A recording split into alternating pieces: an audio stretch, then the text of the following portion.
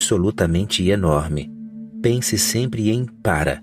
Seja livre para Deus. Seja livre para a verdade. Mas não pense em querer ser livre das pessoas, da igreja, livrar-se disso e daquilo. Talvez você consiga ir embora para longe um dia, mas nunca estará livre. Nunca. Será um tipo de repressão. Por que você tem tanto medo das pessoas? Se elas têm influência sobre você, então esse medo só mostra essa influência, essa atração. Aonde quer que você vá, continuará sendo dominado por elas. Só estou dizendo para que você olhe os fatos, que não existe necessidade nenhuma de você pensar nas pessoas. Pense só em seu próprio ser. Você pode deixar as pessoas de lado agora mesmo. Não vai conseguir se libertar enquanto lutar. Você pode deixá-las de lado porque não há razão para lutar. As outras pessoas não são o problema. Você é o problema. As pessoas não estão influenciando você. Você está sendo influenciado, não por outra pessoa, mas por seu próprio condicionamento inconsciente. Sempre se lembre de não jogar a responsabilidade de alguma coisa sobre outra pessoa. Caso contrário, você nunca ficará livre disso. Lá no fundo, a responsabilidade é sua. Por que ser tão contra os outros? Coitados, por que você deveria ser tão contra eles? Por que você carrega consigo essa ferida? As pessoas não podem fazer nada sem a sua cooperação. Portanto, a questão é a sua cooperação. Você pode deixar de cooperar agora mesmo, num piscar de olhos. Mas, se fizer algum esforço para conseguir isso, então você estará encrencado. Portanto, faça instantaneamente. É algo que você fará por impulso, será um entendimento espontâneo. Se entender que se brigar será uma batalha perdida. A própria batalha fará com que você acabe dando mais importância aos outros. Isso é o que acontece com milhões de pessoas. O sujeito quer fugir das mulheres. Na Índia, os homens têm feito isso há séculos. Então, eles ficam cada vez mais obcecados por isso. Querem se livrar do sexo e a mente toda fica sexual. Eles pensam só em sexo e nada mais. Eles jejuam, não dormem, fazem esse e aquele pranayama, yoga e milhares de outras coisas. Tudo bobagem. Quanto mais lutam contra o sexo, mais o reforçam, mais se concentram nele. Ele fica tão importante que ganha proporções absurdas. Foi isso que aconteceu nos mosteiros cristãos. Eles foram reprimidos, amedrontados.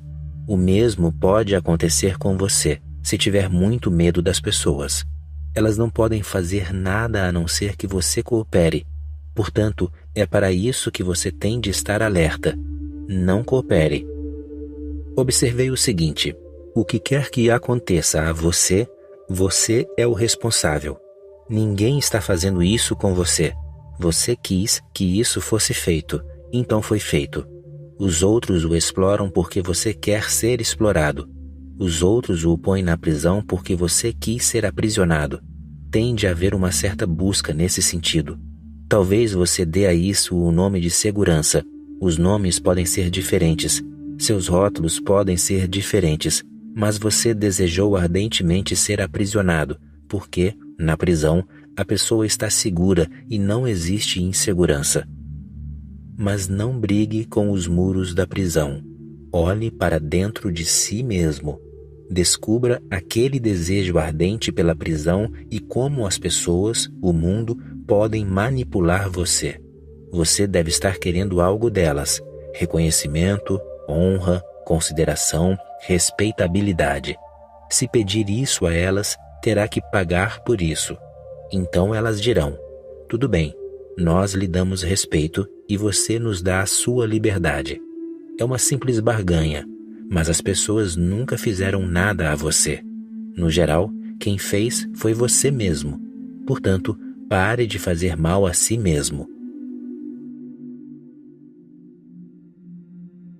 Encontre a sua face original.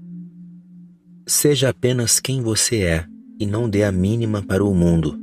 Então, você sentirá um imenso sossego e uma profunda paz no coração. Isso é o que os zen budistas chamam de face original, sossegada, sem tensão, sem pretensão, sem hipocrisia, sem as assim chamadas disciplinas acerca de como deve se comportar. E lembre-se, a face original é uma belíssima expressão poética, mas não significa que você terá um rosto diferente. Essa mesma face que você tem se livrará de toda tensão. Ficará descontraída, não julgará ninguém nem coisa alguma. Não achará que ninguém é inferior. Essa mesma face, sob esses novos valores, será sua face original. Existe um velho provérbio que diz: o herói é muitas vezes um homem que não teve coragem de ser covarde. Se você é covarde, o que há de errado nisso? Você é covarde. Tudo bem. Os covardes são sempre necessários. Do contrário, de onde viriam os heróis? Eles são absolutamente necessários para oferecer uma retaguarda para se criar heróis. Seja só você mesmo, não importa o que isso signifique. O problema é que nunca antes falaram para ser apenas você mesmo.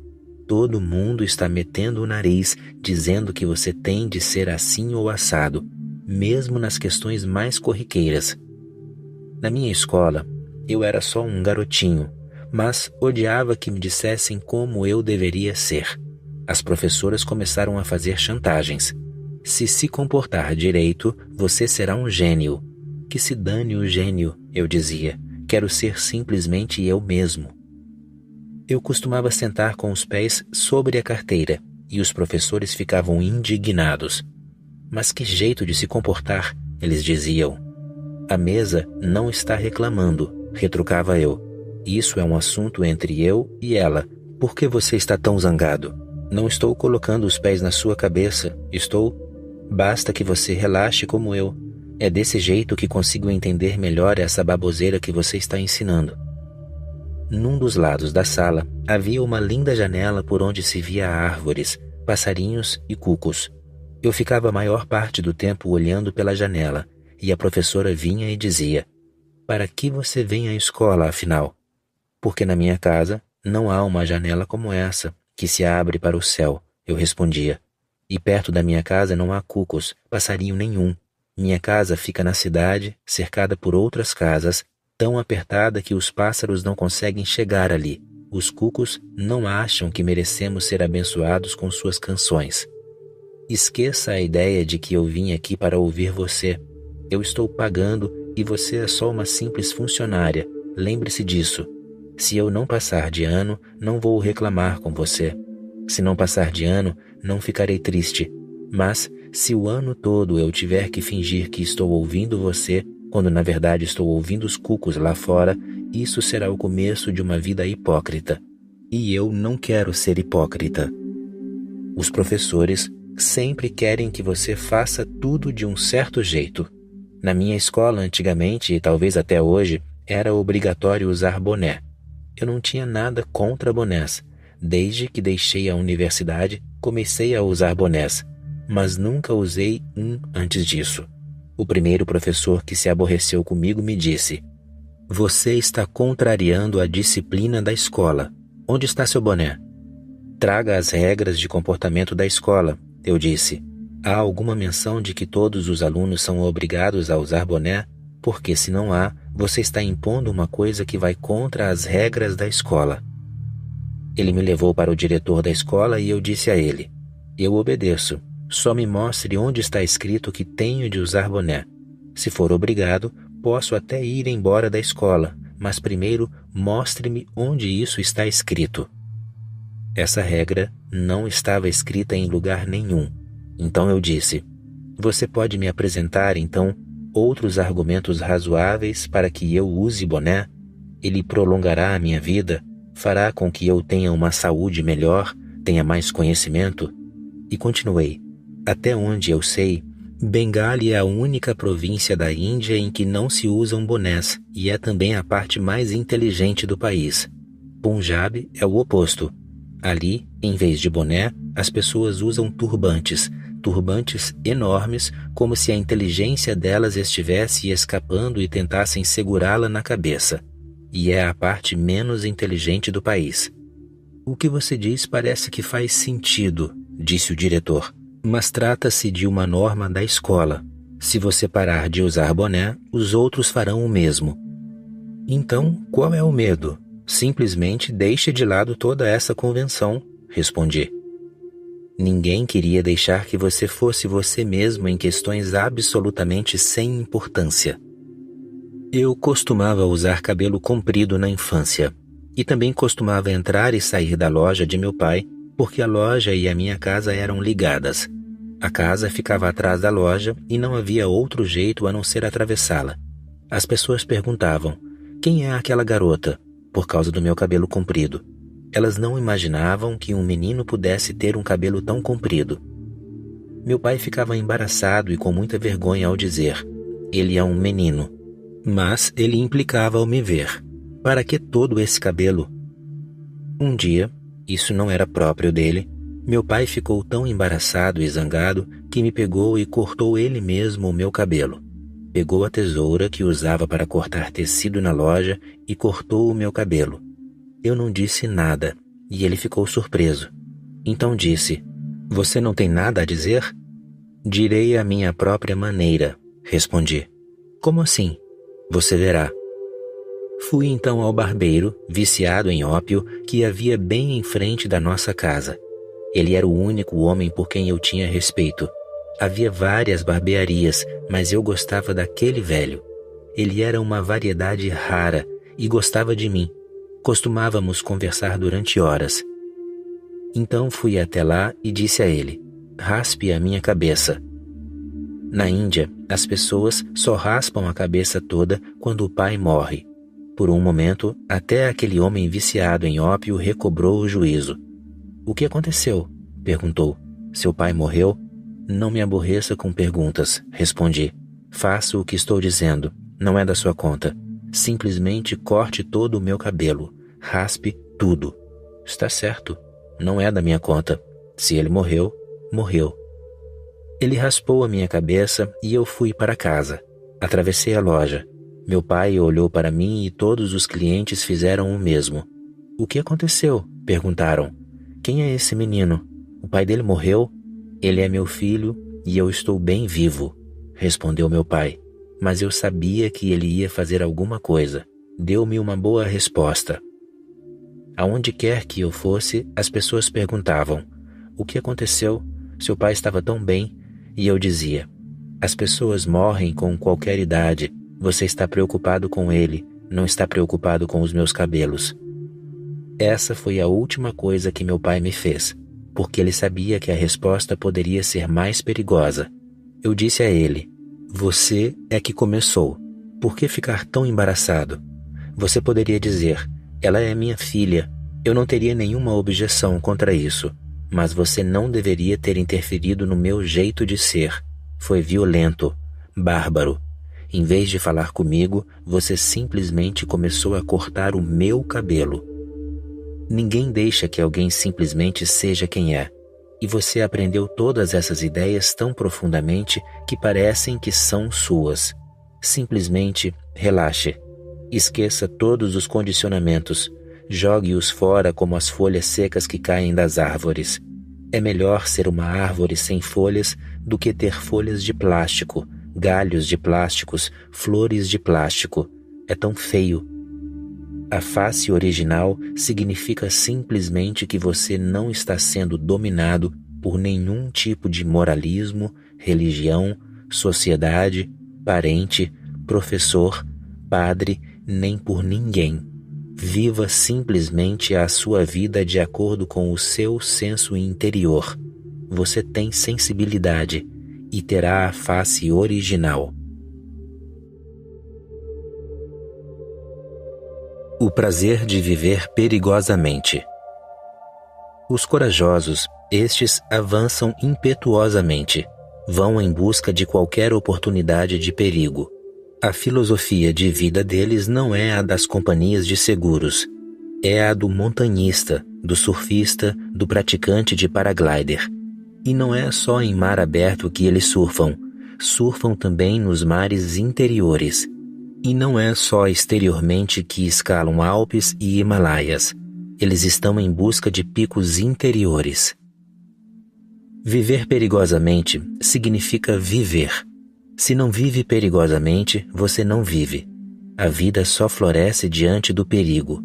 Ela não floresce na segurança, só floresce na insegurança. Se você começar a se sentir seguro, vira um lago estagnado. Sua energia para de circular. Então você fica com medo, porque nunca se sabe como enfrentar o desconhecido. E por que se arriscar? O conhecido é mais seguro. Então você fica obcecado com o que é conhecido. Começa a se chatear com ele, fica cansado, depois se sente infeliz, mas ele ainda parece conhecido e confortável. Pelo menos você o conhece. O desconhecido faz você tremer por dentro. Só a ideia do desconhecido já faz com que você comece a se sentir inseguro. Existem apenas 2 tipos de pessoas neste mundo. Aquelas que querem viver confortavelmente, essas estão em busca da morte, querem um túmulo confortável. E aquelas que querem viver, optaram por viver perigosamente, porque a vida só prospera quando existe risco. Você já escalou uma montanha? Quanto mais alto você sobe, mais revigorado, mais jovem se sente. Quanto maior o perigo de cair, quanto maior o abismo ao seu lado, mais vivo você se sente entre a vida e a morte, quando você está simplesmente suspenso entre a vida e a morte. Nesse momento não existe tédio, não existem resquícios do passado, nenhum desejo com relação ao futuro. O momento presente é brilhante como uma chama. Ele é suficiente. Você vive no aqui e agora. Ou surfando, ou esquiando, ou praticando paraglider. Sempre existe um risco de perder a vida. Existe um prazer tremendo, porque o risco de perder a vida faz com que você se sinta absolutamente vivo.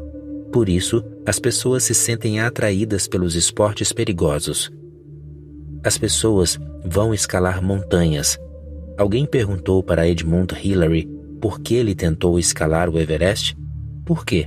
E Hillary respondeu: porque ele está ali, um desafio constante. Era arriscado. Muitas pessoas já tinham morrido. Por quase 60, 70 anos, os grupos o tinham escalado, e era quase uma morte certa. Mas mesmo assim, as pessoas continuavam indo. O que as atraía? Ao subir cada vez mais alto, distanciando-se cada vez mais da vida rotineira, sossegada, você volta a ficar selvagem.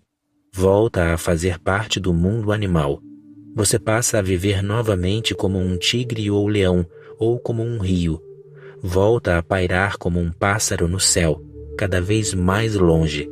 E a cada instante que passa, a segurança, a conta no banco, a esposa, o marido, a família, a sociedade, a igreja, a respeitabilidade, tudo isso vai desvanecendo, ficando cada vez mais distante. Você fica sozinho. É por isso que as pessoas se interessam tanto pelos esportes. Mas isso também não é um perigo real, porque você pode ficar muito, muito habilidoso.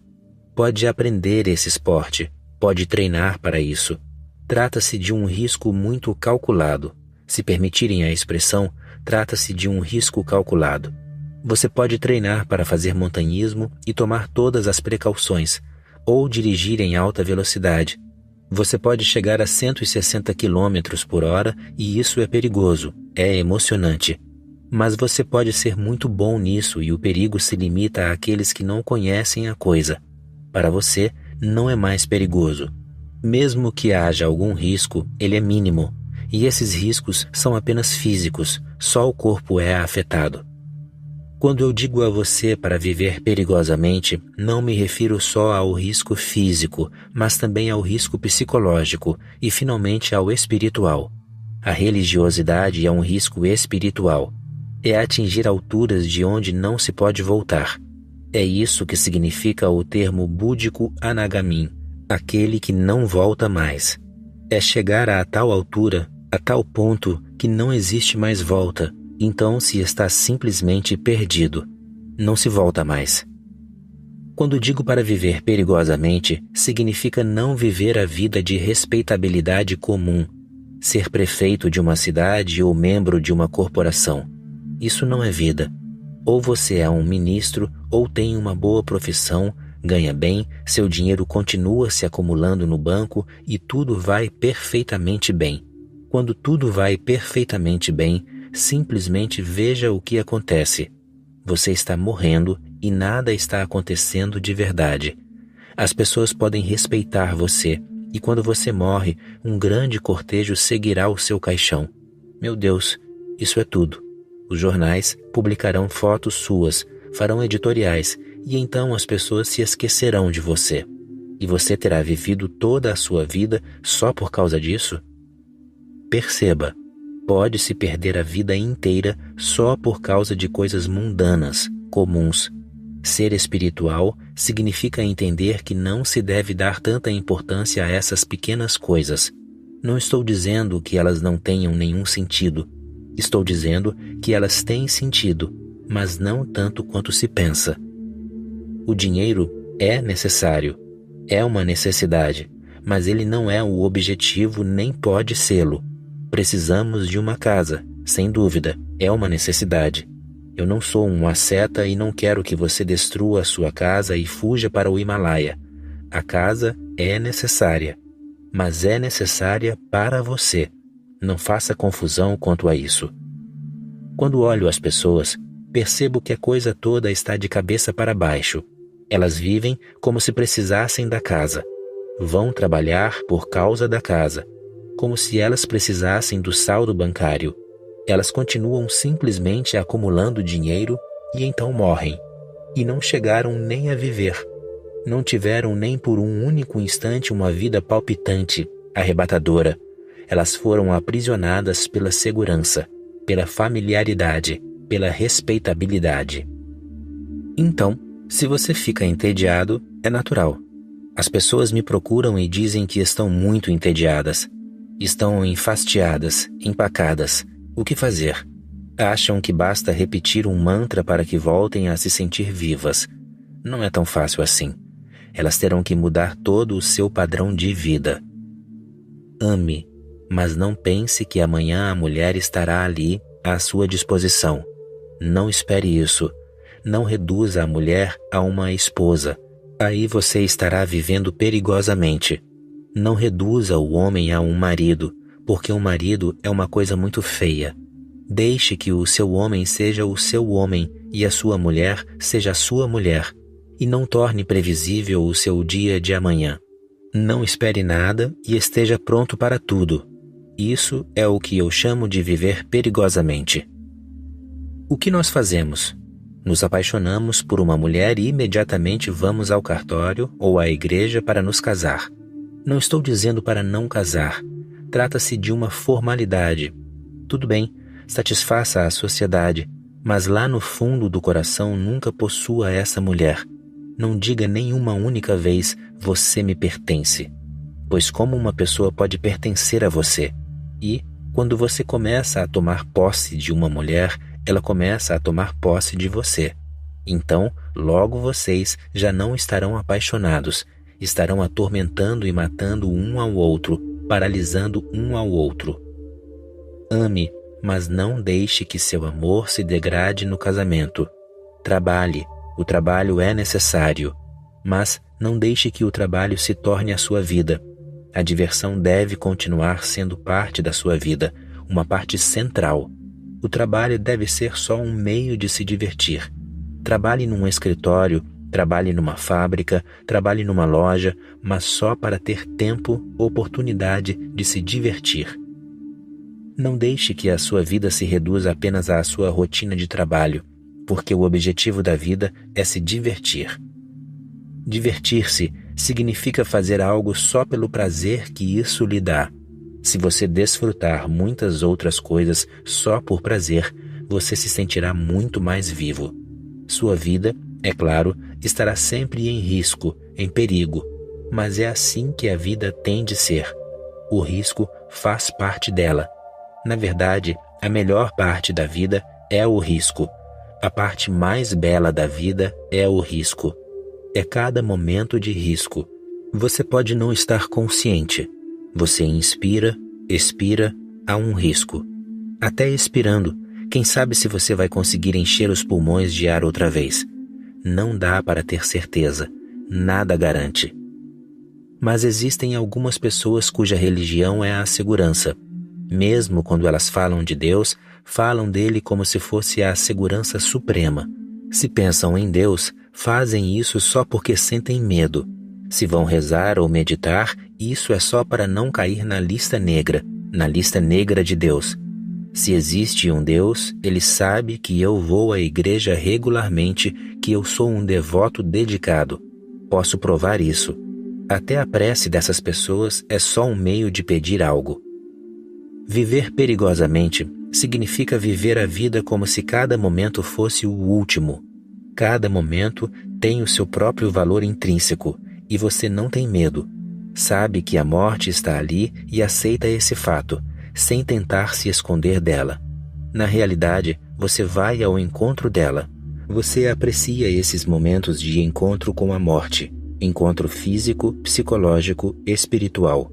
Apreciar esses momentos em que entra em contato direto com a morte, em que a morte se torna quase uma realidade, é o que eu quero dizer quando falo para viver perigosamente. Os corajosos, estes avançam impetuosamente, vão em busca de toda oportunidade de perigo.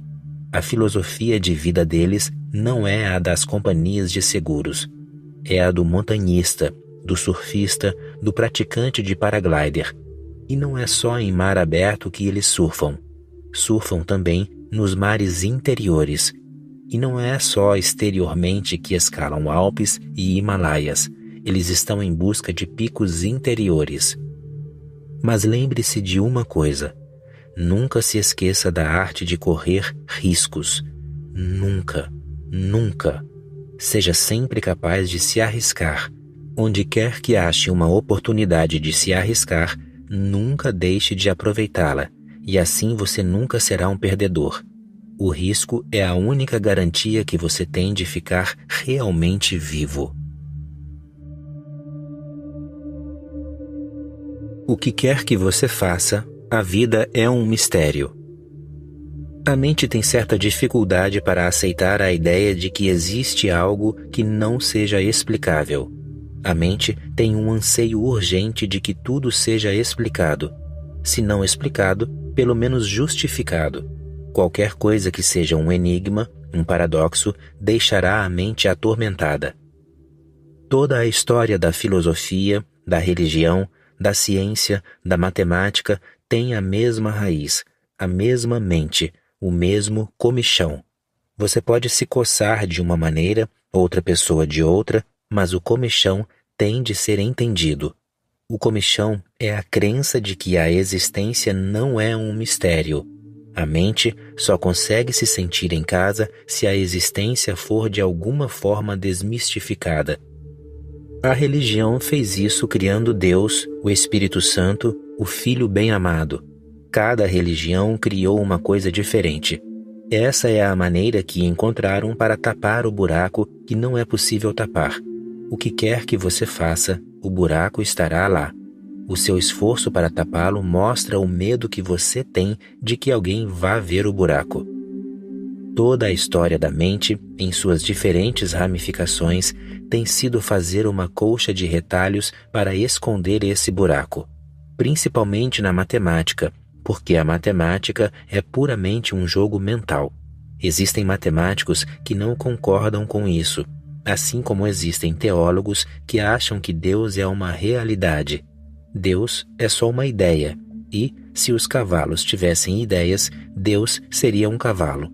Você pode ter certeza absoluta de que ele não seria um homem, porque o homem tem sido tão cruel com os cavalos que ele só pode ser concebido como um demônio, não como Deus. Mas então, todo animal teria uma ideia própria do que seria Deus, assim como cada raça humana tem a sua própria ideia de Deus. As ideias servem como substitutos quando a vida é um mistério e você encontra lacunas que não podem ser preenchidas pela realidade. Você preenche essas lacunas com ideias e pelo menos começa a sentir satisfação pelo fato de a vida poder ser entendida. Você já parou para pensar na palavra entender? Significa ficar abaixo de você. É estranho que essa palavra tenha pouco a pouco adquirido um significado tão distante da ideia original. Qualquer coisa que você possa pôr abaixo de você, que esteja sob os seus pés, sob o seu poder, sob o seu sapato, é algo com relação ao qual você pode se considerar mestre. As pessoas têm tentado entender a vida dessa mesma maneira, de modo que possam colocá-las sob os pés e declarar: somos os mestres, agora já não há nada que não possamos entender. Mas isso é impossível. O que quer que você faça, a vida é um mistério e vai continuar sendo um mistério. Em todo lugar existe algo que está além. Estamos cercados pelo além. Esse além é Deus. Esse além tem de ser desbravado.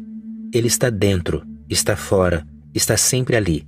E, se você se esquecer disso, como costumamos fazer, porque é muito desconfortável, inconveniente olhar além. É como se estivéssemos olhando para dentro de um abismo e começássemos a tremer, a sentir vertigem. A própria consciência do abismo faz com que você comece a tremer. Ninguém olha no fundo de um abismo. Seguimos caminho mantendo os olhos em outra direção. Seguimos caminho evitando o real. O real é como um abismo, porque o real é um grande vazio. É um céu imenso sem fronteiras. Buda disse: Durangama, esteja pronto para ir além. Nunca fique confinado por fronteiras. Ultrapasse-as, sempre. Estabeleça fronteiras se precisar delas, mas lembre-se sempre de que você tem de cruzá-las. Nunca crie prisões. Nós criamos muitos tipos de prisão: relacionamentos, crenças, religião, tudo isso é prisão. Sentimos aconchego porque não há ventos fortes soprando. Sentimos-nos protegidos, embora essa proteção seja falsa, pois a morte virá e nos levará para o além. Antes que a morte venha e leve você para o além, siga para lá por conta própria. Uma história. Um monge zen estava à beira da morte. Era muito velho, tinha 90 anos. De repente, ele abriu os olhos e disse: Onde estão os meus sapatos? Aonde o senhor vai? Perguntou o discípulo. Ficou louco. O senhor está morrendo e o médico disse que não há mais nenhuma possibilidade de salvá-lo. Só restam uns poucos minutos. É por isso que estou procurando os meus sapatos, respondeu o monge. Eu gostaria de ir ao cemitério porque não quero ser levado para lá. Irei andando com minhas próprias pernas e lá encontrarei a morte. Não quero ser levado.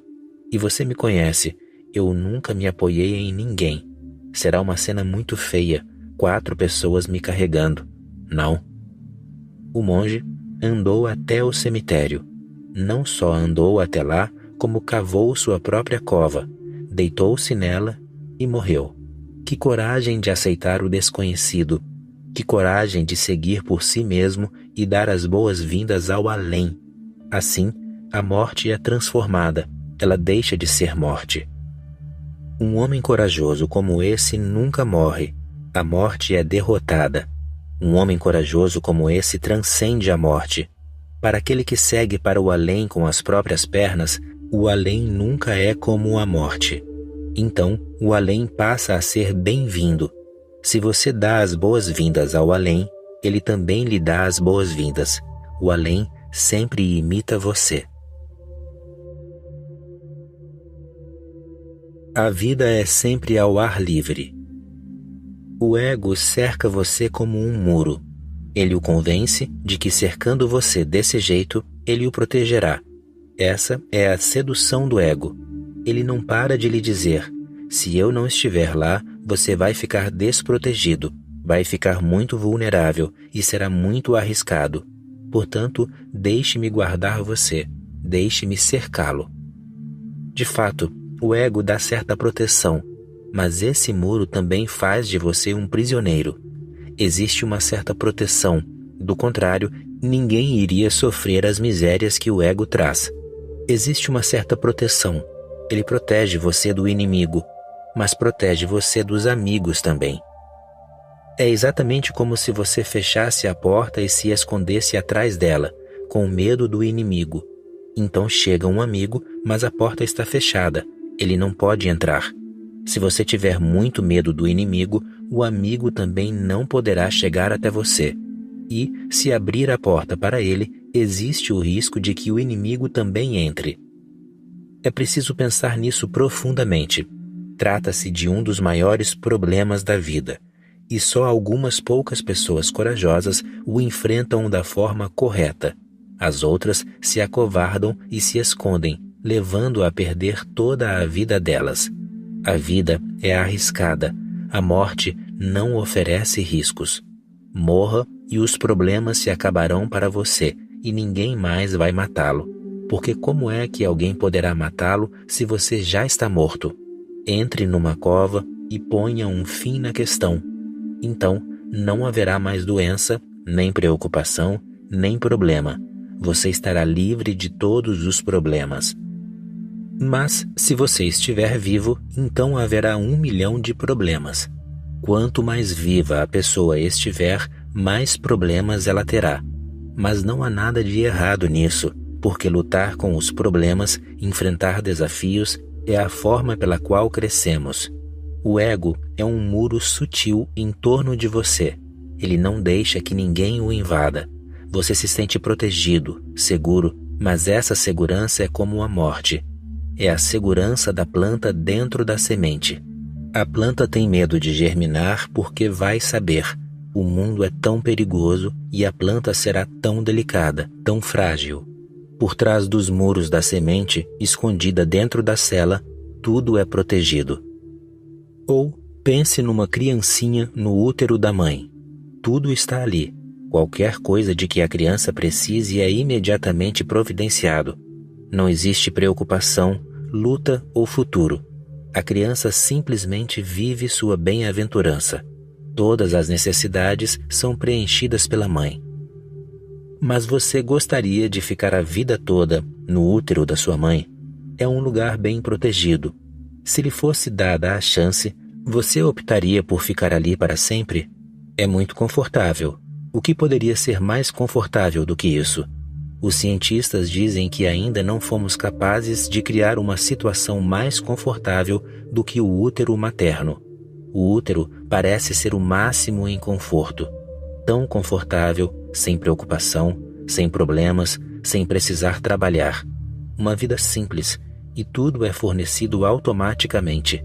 Surge a necessidade e na mesma hora ela é atendida. Não há sequer o incômodo de respirar. A mãe respira pela criança. Não é preciso se incomodar com comida. A mãe se alimenta pela criança. Mas você gostaria de ficar para sempre no útero materno? É confortável, mas não é vida. A vida é sempre ao ar livre. A vida é lá fora. A palavra êxtase é muito significativa. Significa ficar fora. Êxtase significa sair. Sair de todas as conchas e de todas as proteções e de todos os egos e de todos os confortos, de todos os muros que se assemelhem à morte. Estar em êxtase significa sair, ficar livre, estar em movimento, ser um processo, ser vulnerável a ponto de os ventos poderem vir e passar por você. Em inglês, existe uma expressão, às vezes se diz, "That experience was outstanding." É esse exatamente o significado de êxtase, outstanding, literalmente, estar fora. Quando a semente germina e a luz escondida ali dentro começa a se manifestar, quando uma criança nasce e deixa o útero, deixa todos os confortos e todas as conveniências. Ela vai ao encontro do mundo desconhecido. É o êxtase. Quando o pássaro quebra o ovo e voa para o céu, é o êxtase. O ego é o ovo, e você terá que sair dele. Seja extasiante.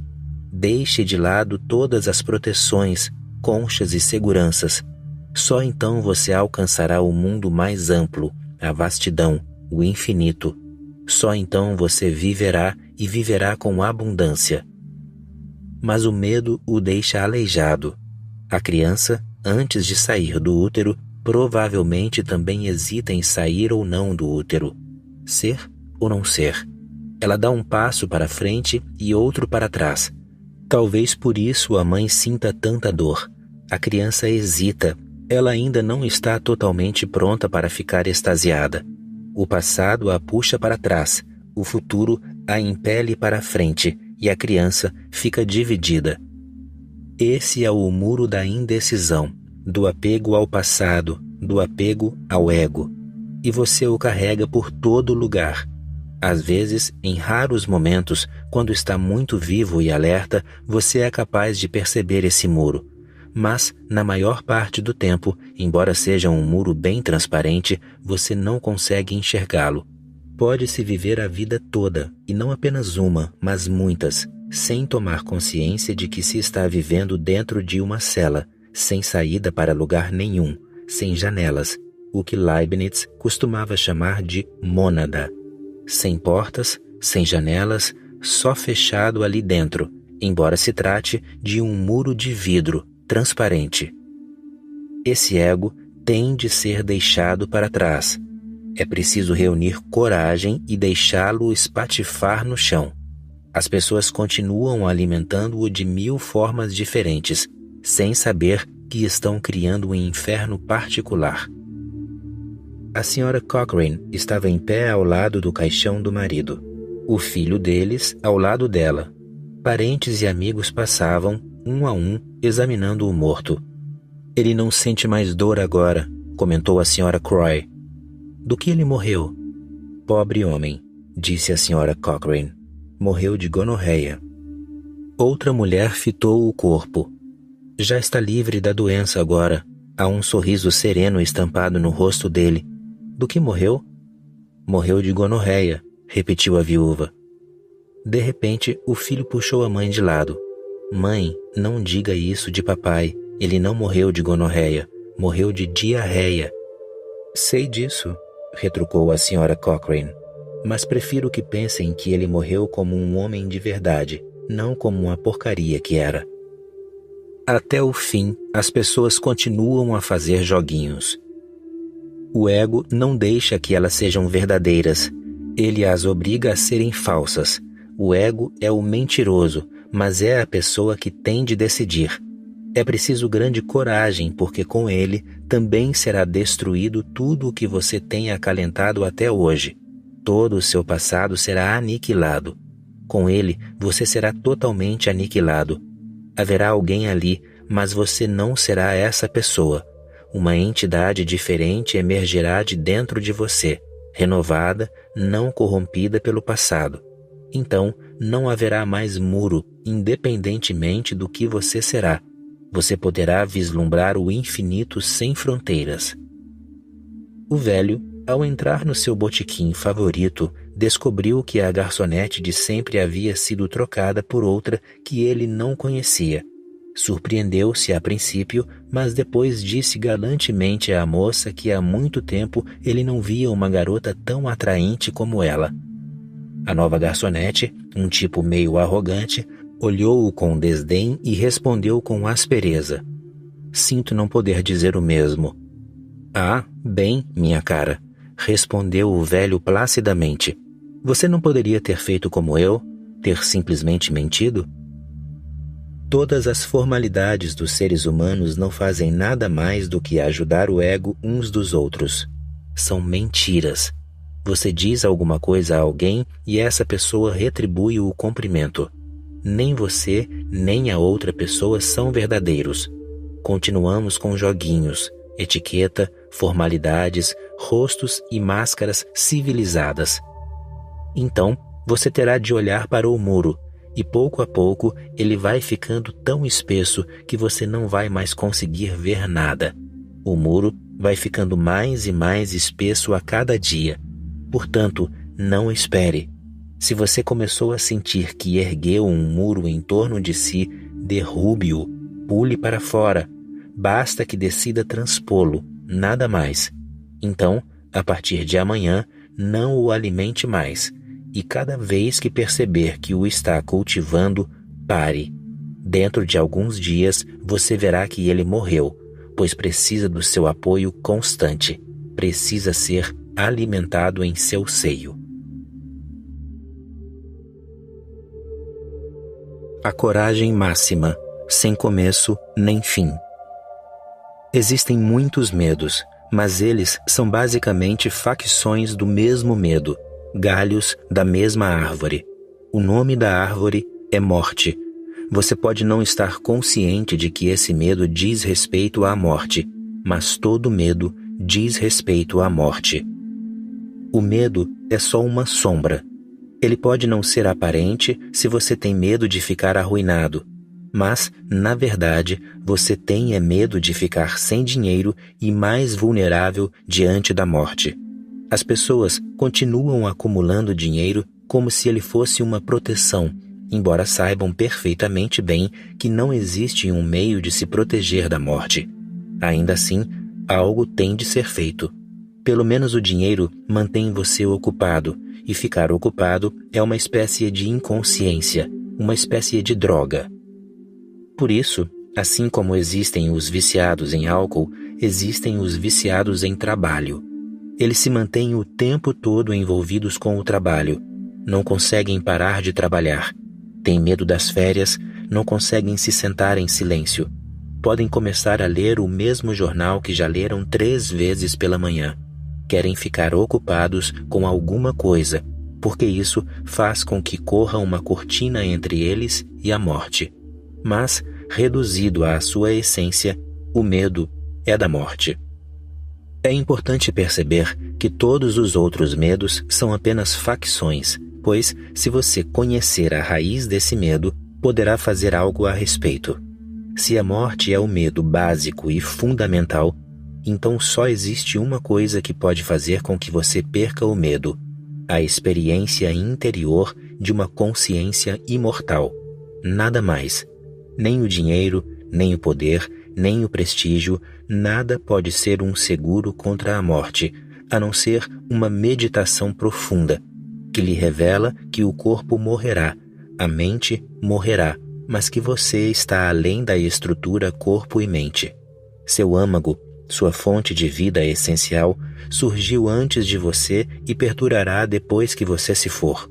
A forma dessa fonte já mudou muitas vezes, já evoluiu, mudando de uma forma para outra, mas nunca desapareceu, desde o começo, se é que existe um começo, e nunca desaparecerá, chegando ao fim, se é que existe algum fim, porque eu não acredito em nenhum fim ou começo. A existência não tem começo nem fim. Ela sempre esteve aqui e você sempre esteve aqui. As formas podem ser diferentes. As formas têm sido diferentes mesmo nesta vida. No dia em que entrou no útero da sua mãe, você não era maior do que uma cabeça de alfinete. Se lhe mostrarem uma fotografia sua, você não reconhecerá que aquele é você. E, na verdade, mesmo antes disso, 2 pessoas conversavam a respeito da lembrança mais remota que tinham, do fato mais antigo que podiam lembrar. Uma delas conseguia se lembrar da infância, na época em que tinha aproximadamente 3 anos de idade. A outra disse: "Isso não é nada. Eu me lembro do dia em que minha mãe e meu pai foram a um piquenique. Quando foram a esse piquenique, eu estava no meu pai. Quando voltaram do piquenique, eu estava na minha mãe." Você reconheceria a si mesmo como era quando estava no seu pai? Podem lhe mostrar uma foto. Ela pode ser ampliada de forma que você possa se ver com seus próprios olhos, mas você não se reconhecerá. No entanto, trata-se da mesma forma de vida, da mesma fonte vital que pulsa em você agora. Você muda a cada dia. Quando tinha acabado de nascer, apenas com 1 dia de vida, isso você também não será capaz de lembrar. Você dirá: "Meu Deus, esse sou eu?" Tudo vai mudar. Você vai ficar mais velho. A juventude ficará para trás. A infância se perdeu há muito e a morte chegará. Mas tudo isso acontecerá à forma, não à essência. Só o que vem mudando ao longo da vida é a sua forma. Sua forma está mudando a cada momento. E a morte não é nada mais do que uma mudança vital, uma mudança um pouco maior, uma mudança mais rápida. Da infância à juventude. Você não é capaz de lembrar quando a infância ficou para trás e você entrou na juventude. Da juventude à meia-idade. As coisas acontecem tão gradualmente que você nunca consegue identificar a data, o dia, o ano em que deixou de ser jovem. A mudança é muito gradativa e lenta. A morte é o salto quântico de um corpo, de uma forma para outra, mas não significa um fim para você. Você nunca nasce, nem nunca morre. Você sempre está aqui. As formas vêm e vão e o rio da vida continua. A menos que você passe por essa experiência, o medo da morte não deixará você. Só a meditação pode ajudar. Eu posso dizer isso, todas as escrituras podem dizer isso, mas não vai adiantar. Ainda restará uma dúvida. Sabe-se lá se as pessoas não estão mentindo, se não estão enganando a si mesmas, ou se não têm sido enganadas pelos livros, por outros mestres, e, se restar uma dúvida, o medo permanecerá. A meditação põe você cara a cara com a realidade. Depois que você descobrir por si mesmo o que é a vida, nunca mais se importará com a morte. Você pode ir além. Você tem poder para isso e tem direito também. Mas terá que fazer o pequeno esforço de passar da mente para a não-mente. Você acha que o momento em que a criança nasce é o começo da vida dela. Isso não é verdade. Você acha que o momento em que um ancião morre é o fim da vida dele. Não é. Não. A vida é bem maior do que o nascimento e a morte. Nascimento e morte não são dois extremos da vida. Muitos nascimentos e muitas mortes acontecem ao longo da vida. A vida em si não tem começo nem fim. Vida e eternidade são a mesma coisa. Mas não é fácil para você entender como a vida pode converter-se em morte. Até admitir isso é impossível. Existem poucas coisas inconcebíveis neste mundo, e uma delas é que a vida se converta em morte. Em que ponto a vida deixa de ser vida e se transforma em morte? Onde está a linha que separa uma coisa da outra? Tampouco podemos definir a linha fronteiriça do nascimento, o momento em que a vida começa. É quando a criança nasce ou quando é concebida. Mas, mesmo antes da concepção, o óvulo da mãe já estava vivo. O esperma do pai já estava vivo. Não estavam mortos, porque o encontro de duas coisas mortas não pode criar uma vida. Em que ponto a criança nasce? A ciência ainda não conseguiu se decidir. Não há como chegar a essa decisão, pois os óvulos que a mãe carrega, ela carrega desde que nasceu. Uma coisa tem de ser aceita. Metade do seu ser está vivo na sua mãe, mesmo antes de você ser concebido. E a outra metade é a contribuição do seu pai, a qual também foi uma contribuição viva. Quando o esperma deixa o corpo de seu pai, ele está vivo, mas não tem uma vida longa, só tem 2 horas de vida.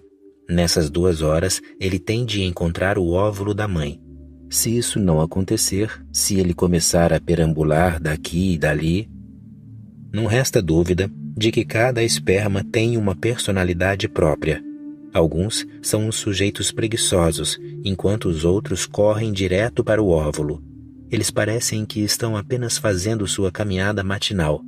Desse jeito, eles nunca vão chegar a tempo. Mas o que podem fazer? Essas características estão presentes desde o nascimento. Eles não conseguem correr, prefeririam morrer a isso, e sequer se dão conta do que vai acontecer. Mas uns poucos são como corredores das Olimpíadas, disparam imediatamente a toda, e a competição é acirrada. pois não é uma questão de algumas centenas de células correndo em direção ao único óvulo da mãe. A mãe tem um reservatório de óvulos que é limitado e libera apenas um óvulo por mês. É por isso que ela tem o período fértil mensal. Todo mês, um óvulo é liberado. Assim, só um sujeito de toda essa multidão, formada por milhões de células vivas. Trata-se, de fato, de um grande problema filosófico. Não é nada, só biologia, porque o problema é que de tantos milhões de pessoas, só uma pode nascer. E quem são aqueles outros milhões que não conseguiram entrar no óvulo da mãe? Isso tem sido usado, na Índia, pelos eruditos, pânditas, shankaracharyas hindus como um dos argumentos contra o controle da natalidade. A Índia é astuta na argumentação. O Papa continua se posicionando contra o controle da natalidade, mas não deu um único argumento. Seus correspondentes indianos pelo menos engendraram alguns argumentos aparentemente muito válidos. Um desses argumentos é: quando parar de ter filhos? Depois de ter 2, 3? Eles dizem que Rabindranath Tagore foi o 13º filho. Se o controle de natalidade tivesse sido posto em prática, não haveria existido nenhum Rabindranath. Os argumentos parecem válidos porque controle de natalidade significa ter só 2 filhos, no máximo 3. Não corra nenhum risco, um pode morrer ou alguma coisa pode acontecer. Você pode pôr no mundo 2 crianças para substituir você e a sua mulher. Assim, a população não aumenta. Mas Rabindranath foi o 13º filho da família. Se eles tivessem parado no 12º, Rabindranath teria perdido o trem. Agora, quantos Rabindranath não estarão perdendo o trem? Eu estou falando de um dos Shankaracharyas. Eu disse: está perfeitamente certo. Para efeitos de argumentação, eu aceito que isso seja verdade. Teríamos perdido um Rabindranath Tagore. Mas eu estou disposto a perdê-lo. Se todo o país puder viver em paz, puder ter comida suficiente, roupa suficiente, todas as necessidades básicas satisfeitas, eu acho que vale a pena. Estou pronto para perder um Rabindranath Tagore. Isso não é grande coisa. Você tem que ver o equilíbrio. Milhões de pessoas morrendo e famintas só para produzir um Rabindranath Tagore? Então, você quer dizer que todo casal tem que ter 13 filhos? Mas e o 14º? E o 15º? E esqueça esses números pequenos. Em cada relação sexual, o homem libera milhões de espermas, e toda vez que um homem faz amor, uma criança não é concebida. Milhões de pessoas em cada relação sexual simplesmente desaparecem. Nunca saberemos quantos ganhadores do prêmio Nobel havia ali, quantos presidentes, primeiros ministros. Devia ter todo tipo de gente ali. Portanto, eis o meu cálculo. Dos 14 até a idade de 42 anos, se o homem leva uma vida sexual normal, ele libera uma quantidade de esperma que praticamente se equipara à população da Terra. Um único homem pode povoar um mundo inteiro, superpovoá-lo. Ele já está superpovoado. E todas essas pessoas serão indivíduos ímpares, sem ter nada em comum, exceto sua humanidade. Não. A vida também não começa nesse ponto. A vida começa muito antes. Mas, para você, isso é somente uma hipótese. Para mim, é uma experiência. A vida começa no momento em que você morreu na sua vida anterior. Quando você morre, por um lado, um capítulo da sua vida, que as pessoas acham que é a vida inteira, é concluído. Trata-se apenas de um capítulo de um livro de infinitos capítulos. Um capítulo termina, mas o livro não é fechado. Basta virar a página e outro capítulo começa. A pessoa que está morrendo começa a visualizar a vida que vem a seguir. Esse é um fato conhecido, porque acontece antes de o capítulo acabar. De vez em quando, a pessoa chega ao momento derradeiro antes da morte e depois retrocede.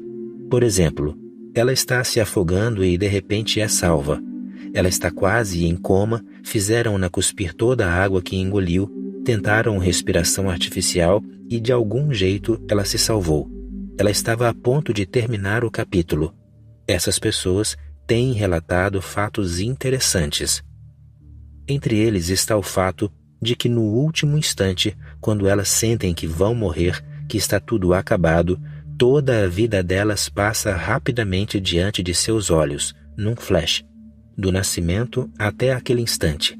Num segundo, elas veem tudo o que lhes aconteceu, tudo de que se lembravam e também aquilo de que não guardavam nenhuma lembrança. Muitas coisas de que sequer tinham se dado conta e que não sabiam que ainda fazia parte de sua memória. Todas essas lembranças, como um filme, passam rápido, num flash, e tem que ser tudo num segundo, porque o homem está morrendo, não há tempo, ele não tem 3 horas para assistir o filme inteiro. E mesmo que visse o filme inteiro, você não poderia contar a história toda da vida de um homem, detalhe por detalhe, mas tudo passa diante dele. Esse é um fenômeno importante que nunca falha. Antes de acabar o capítulo, ele faz um retrospecto de todas as suas experiências, desejos não realizados, expectativas, decepções, frustrações, tristezas, alegrias, tudo. Buda tem uma palavra para isso. Ele o chama de Tanya. Significa literalmente desejo, embora metaforicamente signifique toda a vida de desejo. Todas essas coisas acontecem: frustrações, realizações, decepções, sucessos, fracassos. Mas tudo isso acontece dentro de uma determinada arena que vocês chamam de desejo. O moribundo tem que rever todo esse desejo antes de poder seguir adiante, só para se lembrar dele, porque o corpo está morrendo. Essa mente não vai mais estar com ele. Esse cérebro não vai mais estar com ele. Mas o desejo que brotou na mente se apegará à alma dele, e esse desejo é que determinará a sua vida futura. Onde quer que ele não tenha sido satisfeito, é para lá que esse homem se dirigirá. A sua vida começa muito antes do seu nascimento, antes da gravidez de sua mãe, muito antes disso. Ela começa quando sua vida passada chega ao fim. É nesse momento que começa a sua vida atual. Um capítulo é concluído, outro começa. Agora, como essa nova vida decorrerá é algo que é, em sua maior parte, determinado pelo derradeiro instante antes da sua morte. O que você reuniu, o que você trouxe consigo como uma semente. Essa semente virará uma árvore, dará frutos, dará flores, ou seja lá o que for que acontecerá com ela. Você não conseguirá ver tudo isso só olhando a semente, mas a semente traz em si o esquema todo. Existe uma possibilidade de que um dia a ciência consiga decifrar todo o programa a partir da semente. Que tipo de galho essa árvore vai ter, quanto tempo ela vai viver, o que vai acontecer a essa árvore. Porque o esquema já está ali, pronto, só não conhecemos a linguagem. Tudo que um dia vai acontecer já está potencialmente presente. Portanto, o que você faz no momento da morte determina como será seu nascimento. A maioria das pessoas morre apegada a algo. Elas não querem morrer, e não é difícil entender o porquê. Só no momento da morte elas reconhecem realmente o fato de que não chegaram a viver. A vida simplesmente passou como um sonho, e a morte chegou. Agora já não há mais tempo para viver. A morte está batendo a porta.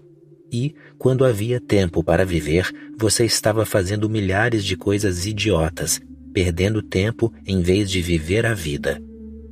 Eu pergunto para as pessoas que estão jogando cartas, jogando xadrez. O que estão fazendo? Matando o tempo, elas dizem. Desde a infância, eu sou contra essa expressão, matando o tempo. Meu pai era um grande jogador de xadrez e eu perguntava a ele: você está ficando velho e ainda fica aí, matando o tempo. Não dá para ver que o tempo é que está matando você? E você continua dizendo que está matando o tempo. Você não sabe o que é o tempo, não sabe onde ele está. Simplesmente pegue-o e me mostre. Todas essas expressões do tipo "o tempo é passageiro", "o tempo está passando", são só uma espécie de consolo. Na verdade, é você que está passando, descendo pelo ralo a todo instante. E você continua pensando que é o tempo que está passando, como se você fosse ficar e o tempo é que fosse passar. O tempo vai ficar onde está. Ele não está passando. O relógio é uma criação do homem para medir o tempo que passa, que não está passando coisa nenhuma. Na Índia, em Punjab, se você estiver viajando por Punjab, nunca pergunte a ninguém que horas são, pois se acontecer de ser meio-dia, você levará uma surra daquelas e será um milagre se escapar com vida. Tudo isso simplesmente por uma razão filosófica. No entanto, quando a filosofia cai na mão dos tolos, é isso que acontece. Nanak, o fundador do Sikhismo, disse que o momento do Samadhi, da iluminação, é como os dois ponteiros do relógio encontrando-se ao meio-dia, quando eles deixam de ser dois. Ele estava dando apenas um exemplo, dizendo que no momento do Samadhi, a dualidade do ser se dissipa e você retorna à unicidade. O mesmo acontece na morte. Ele explicou posteriormente que o mesmo acontece na morte. Mais uma vez, os dois ponteiros que se movimentavam separadamente se encontram e param, tornando-se um só. Você e a existência viram uma coisa só. Por isso, em Punjab, o meio-dia passou a ser um símbolo da morte. Então, se você perguntar a qualquer sardage que horas são e acontecer de ser meio-dia, ele simplesmente começará a bater em você, pois isso significa que você o está provocando e jogando-lhe uma maldição, ao evocar-lhe a morte. Em Punjab, se passar alguém aparentando desânimo, sofrimento, aflição, as pessoas dizem, está com cara de meio-dia. Já vi sardars se apressando em mudar a hora do relógio. Quando chega o meio-dia, eles o adiantam em 5 minutos. Não deixam que fique no meio-dia. Não suportam saber que o próprio relógio está pregando uma peça neles. O meio-dia só lhes faz lembrar de sofrimento, tristeza, morte. Eles se esqueceram completamente do Samadhi, que Nanak estava, na verdade, tentando lhes explicar. Quando uma pessoa morre, quando é meio-dia para ela, ela se apega à vida. A vida toda, ela achou que o tempo estava passando. Agora sente que ela é que está partindo, que está passando. Não adianta se apegar. O sofrimento é tamanho e fica tão insuportável que a maioria das pessoas cai numa espécie de inconsciência, um coma antes de morrer. Assim, elas perdem a chance de fazer a retrospectiva da própria vida. Se a morte ocorre sem que haja apegos, se você não tiver nenhum desejo de continuar vivo, nem por um instante que seja, você morre consciente, pois a natureza não precisa fazer com que fique inconsciente ou forçá-lo a entrar em coma. Você morrerá alerta e conseguirá rememorar todo o seu passado. Será capaz de ver que, seja lá o que tenha feito, isso foi simplesmente uma estupidez. Os desejos foram satisfeitos. O que você ganhou com isso? Os desejos não foram satisfeitos e você sofreu. Mas o que você ganha quando eles são satisfeitos? Trata-se de um estranho jogo em que você sempre sai perdendo. Se vencer ou perder, não faz diferença. Seus prazeres não significaram nada. Foram palavras escritas na água, e a sua dor ficou gravada na pedra. E você sofreu tudo isso por causa de palavras escritas na água.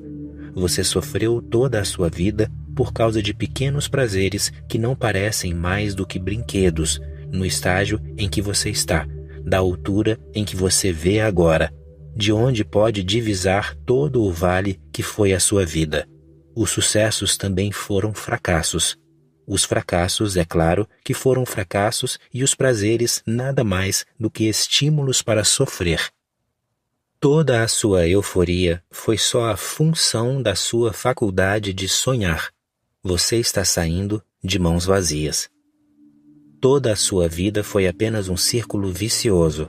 Você andou o tempo todo em círculos e não chegou a lugar nenhum, porque movendo-se em círculos, como poderia chegar a algum lugar? O centro permaneceu sempre à mesma distância, onde quer que você estivesse. Veio o sucesso, veio o fracasso, vieram os prazeres, veio também a dor. Houve momentos de sofrimento e momentos de alegria. Tudo acontecia enquanto você andava em círculos, mas o centro do seu ser ficava sempre à mesma distância de onde você estava.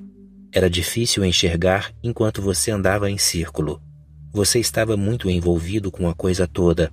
Era parte integrante dela. Mas agora, de repente, tudo foi tirado das suas mãos. Você está vazio. Khalil Gibran, em sua obra-prima, O Profeta, escreveu uma sentença. Al-Mustafa, o profeta, veio correndo ao encontro do povo que trabalhava nas fazendas e disse: Meu navio chegou. Chegou a hora de partir. Vim aqui só para ver tudo o que aconteceu e não aconteceu. Antes de embarcar no navio, sinto um grande desejo de apenas ver como foi a minha vida aqui. A sentença que eu gostaria de lembrar a vocês é, ele disse, eu sou assim como um rio que vai desaguar no mar. Ele se detém por um instante para rever todo o terreno por onde passou. As matas, as montanhas, as pessoas. Foi uma vida preciosa de milhares de quilômetros e agora, num único instante, tudo vai se dissipar. Assim como o rio, que prestes a desaguar no oceano, olha para trás, eu quero olhar para trás também. Mas esse olhar para trás só é possível se você não está apegado ao passado. Do contrário, vai ter tanto medo de perdê-lo que não terá tempo de observar, de ver. E o tempo é só uma fração de segundo. Se um homem morre totalmente alerta, vendo todo o terreno por onde passou e vendo toda a estupidez desse terreno, ele nasce com uma argúcia, com uma inteligência, com coragem, naturalmente. Não se trata de algo que ele faz. As pessoas me perguntam, você foi tão arguto, corajoso, inteligente, mesmo quando criança. Eu não tenho essa coragem nem mesmo agora. A razão disso é o fato de eu ter morrido, em minha vida passada, de uma forma diferente daquela que você morreu. Essa é a grande diferença, pois da forma como você morrer, você também nascerá. Sua morte é um lado da moeda. Seu nascimento é o outro lado dessa mesma moeda. Se, de um lado, havia confusão, sofrimento, aflição, apego, desejo, então, do outro lado da moeda, você não poderá expressar a agudeza de espírito, inteligência, coragem, lucidez, consciência. Isso não estará garantido absolutamente. Não adianta esperar por isso. É por isso que é ao mesmo tempo tão simples e tão difícil explicar isso a você, pois eu não fiz nada na vida para ser corajoso ou para ser arguto e inteligente desde muito jovem, e eu nunca pensei nisso como coragem ou argúcia ou inteligência. Foi só depois que, lentamente, eu me dei conta de como as pessoas eram estúpidas. Foi uma reflexão posterior. Antes disso, eu não tinha consciência de que era corajoso. Eu achava que todo mundo devia ser assim. Só mais tarde ficou claro para mim que nem todos eram assim. À medida que crescia, fui tomando consciência da minha vida passada e da minha morte, e lembrei-me de como tinha sido fácil morrer. Não apenas fácil como estimulante. Meu interesse estava mais em explorar o desconhecido à minha frente do que nas coisas conhecidas que eu já tinha visto. Em momento nenhum, olhei para trás. E eu tinha sido desse jeito a vida toda. Nunca olhava para trás. Não havia porquê. Você não pode voltar. Então, para que perder tempo? Eu sempre olhava para frente. Mesmo no momento da morte, eu estava olhando para frente. E foi isso que me fez entender por que me faltavam os freios que impediam as outras pessoas de fazer as coisas. Esses freios são fruto do medo do desconhecido. Você está apegado ao passado e com medo de enfrentar o desconhecido. Você está apegado ao que já conhece, àquilo com que já se familiarizou. Pode ser doloroso, pode ser feio, mas pelo menos você já conhece. Você já travou uma certa amizade com o que conhece. Você pode ficar surpreso, mas já vi milhões de pessoas assim. Elas se apegam ao sofrimento por uma razão muito simples. Travaram uma espécie de amizade com o sofrimento. Viveram tanto tempo com ele que, se o deixarem, será como um divórcio. O mesmo acontece com o casamento e com o divórcio. O homem pensa em divórcio 1 dúzia de vezes por dia, no mínimo. A mulher também pensa, mas por algum motivo ambos continuam tocando o casamento em frente, vivendo juntos por um só motivo. Os dois têm medo do desconhecido. Esse homem não presta. Tudo bem, mas vai saber como será o outro. Ele pode ser pior. E, pelo menos, você já se acostumou ao mau caráter, à falta de carinho deste e consegue tolerar tudo isso. Você tolera. Isso já não a afeta mais. Mas, com um outro homem, você não sabe como vai ser. Terá que começar do zero novamente. Então as pessoas continuam apegadas ao que já conhecem. Dê só uma olhada nas pessoas que estão morrendo. Não estão sofrendo por causa da morte. A morte não causa dor. Ela é absolutamente indolor. Na verdade, é até agradável. É como um sono profundo. Você acha que um sono profundo é algo doloroso? Mas essas pessoas não estão preocupadas com a morte, com sono profundo ou prazer. Elas estão preocupadas com o conhecido que está lhes escapando das mãos. O medo só significa uma coisa: perder contato com o conhecido e enfrentar o desconhecido. A coragem é exatamente o contrário do medo. Esteja sempre pronto para deixar para trás o conhecido. Esteja mais do que disposto a deixá-lo para trás. Sequer espere que ele amadureça. Simplesmente pule para algo que seja novo. O sabor da novidade, seu frescor, é tão tentador. Aí sim, trata-se de coragem. O medo da morte é certamente o maior medo que existe e é o que mais afeta a sua coragem. Portanto, só posso sugerir uma coisa. Você não pode mais voltar para o momento em que morreu na vida passada, mas pode começar a fazer o seguinte: esteja sempre pronto para passar do conhecido para o desconhecido, em tudo, em qualquer experiência. É melhor, mesmo quando o desconhecido acaba sendo pior do que o conhecido. Não é isso que interessa. Só a sua mudança do conhecido para o desconhecido, sua disposição para mudar de um para o outro é que interessa. Ela é imensamente valiosa. E não deixe de fazer isso em todos os tipos de experiência. Assim, você vai estar preparado para a morte, pois, quando ela chega, você não tem como decidir de repente: opto pela morte e me despeço da vida. Essas decisões não são feitas de uma hora para outra. Você tem que ir conquistando o terreno, se preparando, vivendo um dia de cada vez. E, quando se familiarizar melhor com a beleza do desconhecido, você começará a desenvolver interiormente uma nova qualidade. Ela já está dentro de você, só que nunca foi usada.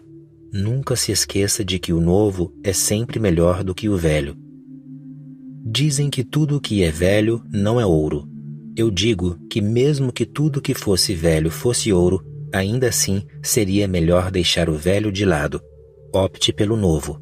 Se ele for ou não de ouro, não importa. O que importa é a sua opção, a opção de aprender, a opção de passar pela experiência, a opção de enfrentar a escuridão. Muito lentamente, sua coragem começará a emergir. E a argúcia não está separada da coragem, é quase um todo orgânico. Onde há medo, há covardia e uma tendência para o retardamento mental, a mediocridade. Eles estão todos juntos, um apoia o outro. Com a coragem vem a argúcia, a inteligência, a receptividade, uma mente sem preconceitos, a capacidade de aprender. Elas vêm todas juntas. Comece com um exercício simples. Nunca se esqueça, sempre que houver uma opção, opte pelo desconhecido, pelo risco, pelo perigoso, pelo inseguro, e você nunca sairá perdendo. E só então, desta vez, a morte pode vir a ser uma experiência extremamente reveladora e pode lhe dar um vislumbre de como será seu nascimento na próxima vida. Não só um vislumbre, mas até mesmo um certo poder de escolha. Estando consciente, você poderá escolher a mãe que quiser, o pai que quiser. Isso tudo costuma ser inconsciente, um simples acaso. Mas, quando um homem morre com consciência, ele também nasce com consciência. Vocês podem perguntar à minha mãe, por que por acaso ela está aqui? Depois do meu nascimento, por 3 dias eu não mamei, e ficaram todos preocupados. Os médicos ficaram preocupados porque como uma criança pode sobreviver se ela se recusa a mamar? Mas eles não tinham nenhuma ideia da minha dificuldade, da dificuldade que eles estavam criando para mim. Eles tentaram me forçar de toda forma possível, e não havia como eu explicar a eles ou como descobrirem por si mesmos. Em minha vida passada, antes de morrer, eu estava em jejum. Eu queria completar 31 dias de jejum, mas fui assassinado antes de concluir meu jejum, 3 dias antes. Esses 3 dias ficaram na minha consciência mesmo depois deste nascimento. Eu tinha que completar meu jejum. Eu sou realmente teimoso. Do contrário, as pessoas não carregariam coisas de uma vida para outra. Depois que um capítulo acaba, acabou-se.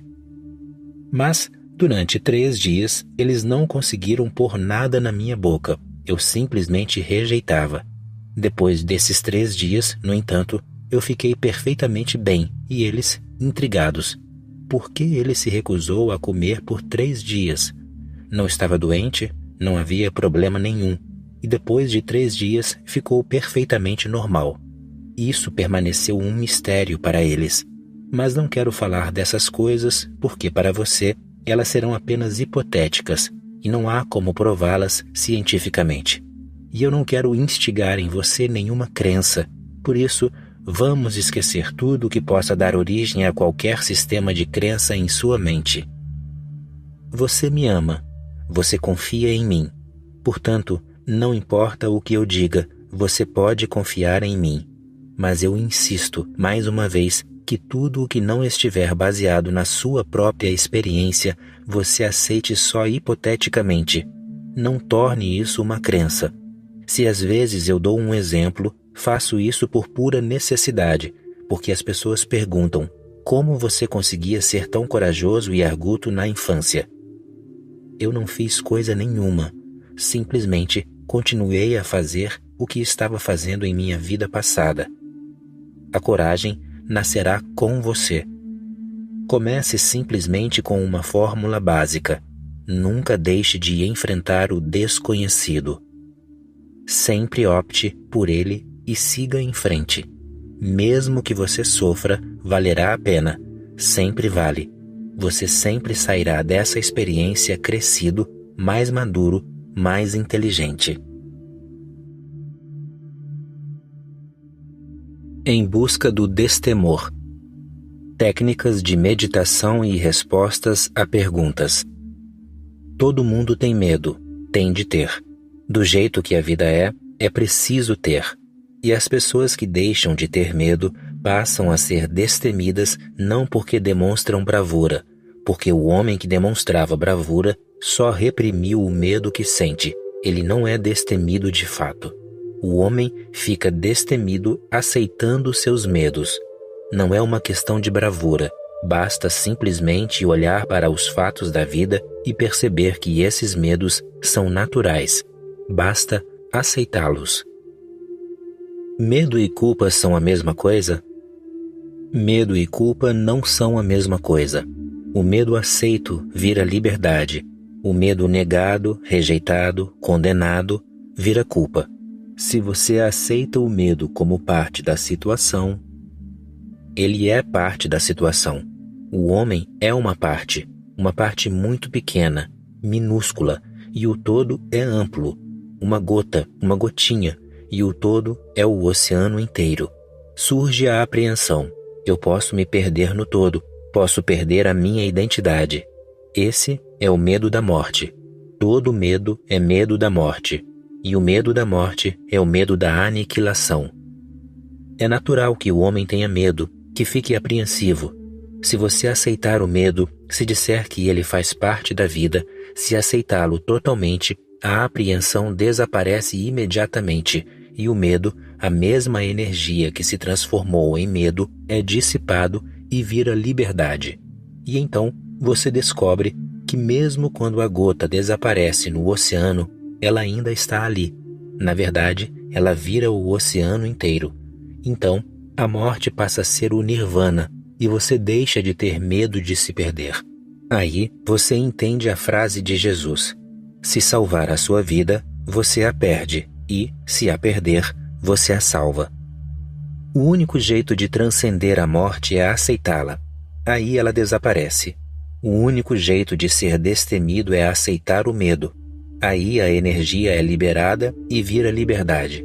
Mas, se você condena o medo, se o reprime, se esconde o fato de que tem medo, se você veste uma armadura e se protege, ficando na defensiva, então aparece a culpa. Tudo o que é reprimido gera culpa. Tudo o que não é permitido gera culpa. Tudo o que vai contra a natureza gera culpa. Então, você se sente culpado por estar mentindo para os outros e mentindo para si mesmo. Essa falta de autenticidade é a culpa. Você pergunta: o medo e a culpa são a mesma coisa? Não. O medo pode ser culpa, mas pode não ser. Depende do que você faz com o medo. Se fizer alguma coisa errada com ele, ele vira culpa. Se simplesmente aceitá-lo e não fizer nada com ele, não há nada a fazer a esse respeito. Então, ele vira liberdade, vira destemor. Não diga a si mesmo que você é feio, vil, um pecador. Não se condene. Seja o que for, você é assim. Não haja como culpado, não se sinta culpado. Mesmo que haja algo errado, você não está errado. Pode ser que tenha agido de modo errado, mas o seu ser não está errado por causa disso. Alguma atitude pode estar errada, mas o ser está sempre certo. Já notei que estou sempre tentando convencer os outros de que sou importante e poderoso. Já meditei sobre o motivo disso e acho que é medo. O ego sempre vem do medo. Uma pessoa realmente destemida não tem ego. O ego é uma proteção, uma armadura. Como você está com medo, cria ao seu redor uma impressão de que você é assim e assado, isto e aquilo, sabe? Assim, ninguém ousa ferir você. Tirando isso, é basicamente medo. Ótimo. Você olha dentro dele profunda e diretamente. E depois que vê a causa básica, as coisas começam a ficar muito simples. Se não for assim, as pessoas continuam a brigar com o ego. E o ego não é o problema real. Se lutar com o ego, você está lutando contra um sintoma, não contra a verdadeira doença. A verdadeira doença é o medo. Você pode continuar brigando com o ego e dará com os burros na água, pois o ego não é o verdadeiro inimigo. É um farsante. Mesmo que você ganhe, não ganhará nada de fato. E você nem pode ganhar. Só um inimigo de verdade pode ser vencido, não um inimigo de mentira que nem sequer existe.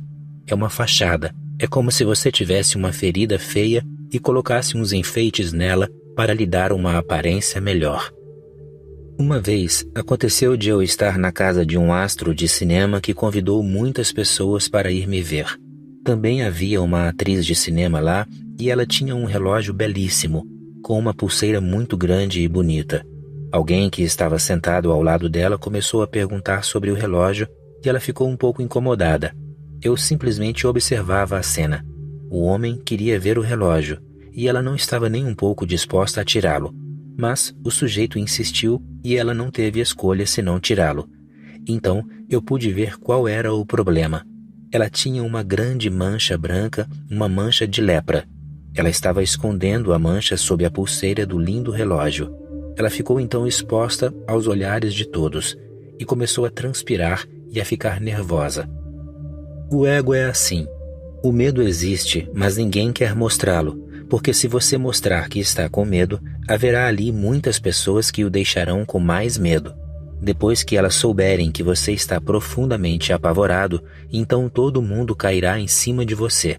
Elas sentirão prazer em humilhar você ao se ver diante de alguém mais fraco.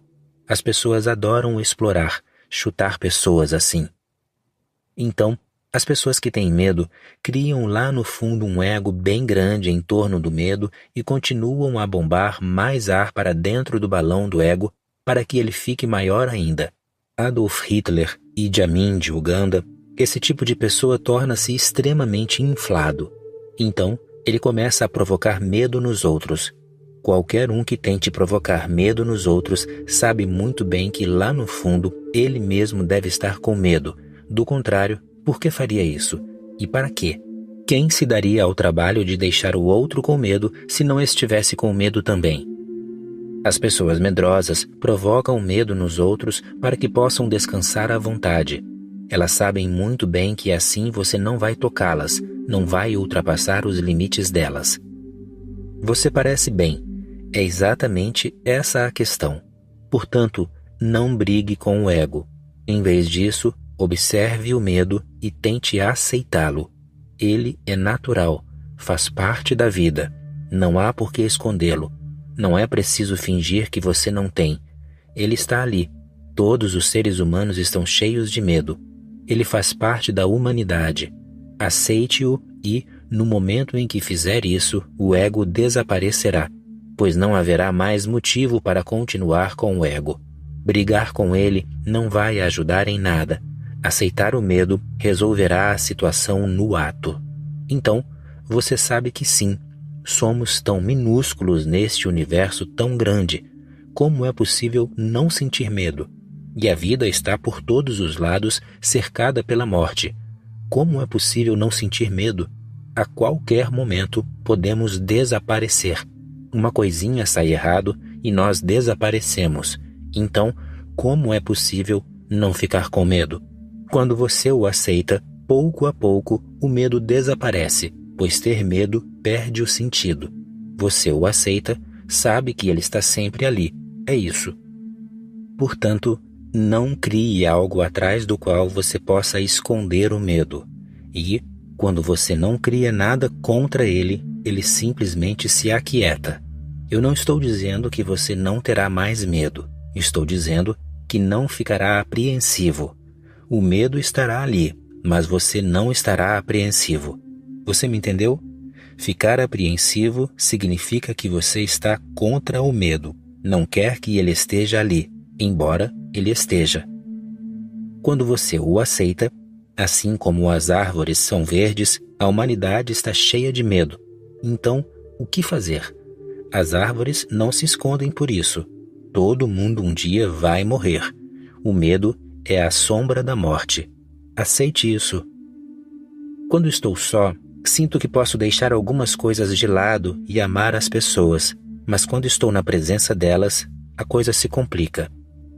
É difícil amar pessoas de verdade, porque uma pessoa de verdade não vai preencher as suas expectativas. Ela não está aqui para isso. Não está aqui para preencher as expectativas de ninguém. Ela tem de viver a vida dela. E sempre que ela tomar alguma atitude que for contra você ou que não estiver em sintonia com os seus sentimentos, com as suas emoções, com o seu ser, a coisa vai se complicar. É muito fácil pensar no amor, mas é muito difícil amar. É muito fácil amar o mundo inteiro. Difícil mesmo é amar um ser humano. É muito fácil amar a Deus e a humanidade. O problema surge, de fato, quando você cruza com uma pessoa de verdade e se encontra com ela. Encontrá-la é passar por uma grande mudança e por um grande desafio. Ela não vai virar sua escrava, nem você vai ser escravo dela. É aí que surge de fato o problema. Se você vai ser escravo dela ou se ela vai ser sua escrava, então não há problema. O problema surge porque ninguém está aqui para bancar o escravo. E ninguém pode ser um escravo. Todo mundo é um agente livre. Todo o ser consiste em liberdade. O homem é liberdade. Por isso, lembre-se, o problema é real. Ele não tem nada que ver com a sua personalidade, em particular. O problema está relacionado com todo o fenômeno do amor. Não faça disso um problema pessoal. Do contrário, você criará dificuldade para si mesmo. Todo mundo terá de enfrentar o mesmo problema, mais cedo ou mais tarde. Eu nunca cruzei com uma pessoa que nunca teve dificuldade em amar. Isso tem algo que ver com o amor, com o próprio mundo do amor. O próprio relacionamento provoca situações em que esse problema emerge, e é bom passar por elas. No Oriente, as pessoas fugiram, vendo só a dificuldade disso. Elas começaram a negar o amor, a rejeitar o amor. Surgiu o desamor e elas o chamaram de desapego. Pouco a pouco, foram ficando amortecidas. O amor quase desapareceu do Oriente e só restou a meditação. Meditação significa que você se sente bem na solidão. Meditação significa que você só está estabelecendo uma relação consigo mesmo. Seu círculo está completo com você mesmo. Você não sai dele. É claro que 99% dos seus problemas estão resolvidos, mas há um custo muito alto. Você passa a ter menos aborrecimentos.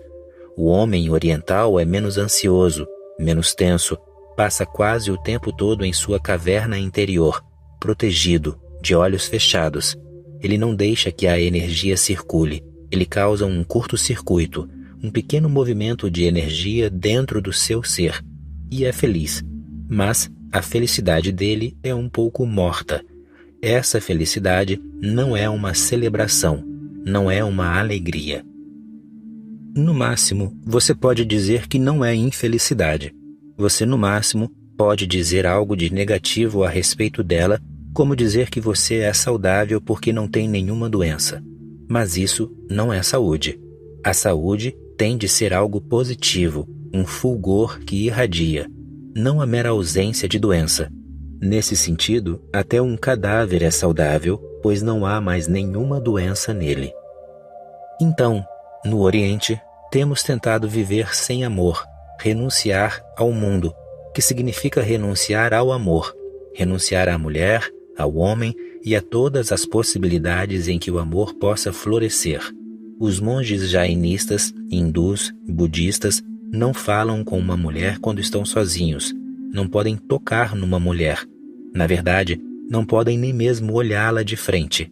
Quando uma mulher se aproxima para perguntar alguma coisa, eles têm de manter os olhos baixos. Têm de olhar a ponta do nariz, de forma que não possam ver a mulher nem mesmo sem querer, pois eles sabem, alguma coisa poderia dar um clique, e fica-se desamparado nas mãos do amor.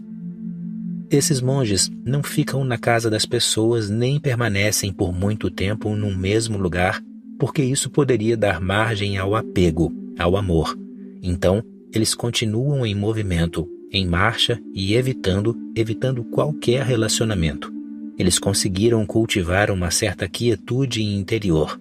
São pessoas imperturbáveis, que não se deixam levar pelo mundo, mas não são felizes, não celebram. No Ocidente, tem acontecido exatamente o oposto. As pessoas tentaram encontrar a felicidade no amor, e com isso criaram muita confusão. Elas perderam todo o contato consigo mesmas, ficaram tão distantes de si mesmas que já não sabem o caminho de volta, não sabem que caminho é esse, onde é a casa delas. Então, elas sentem que não tem sentido, que não tem casa, e não param de ter casos de amor com essa mulher, com aquele homem, heterossexual, homossexual, autossexual. Continuam tentando de todo jeito e mesmo assim sentem-se vazias, pois o amor, isoladamente, pode dar a você felicidade, mas não há nenhum silêncio nele. E, se existe felicidade sem silêncio, mais uma vez fica faltando alguma coisa. Se você é feliz, mas lhe falta o silêncio, sua felicidade será como uma febre, um excitamento, muito barulho por nada.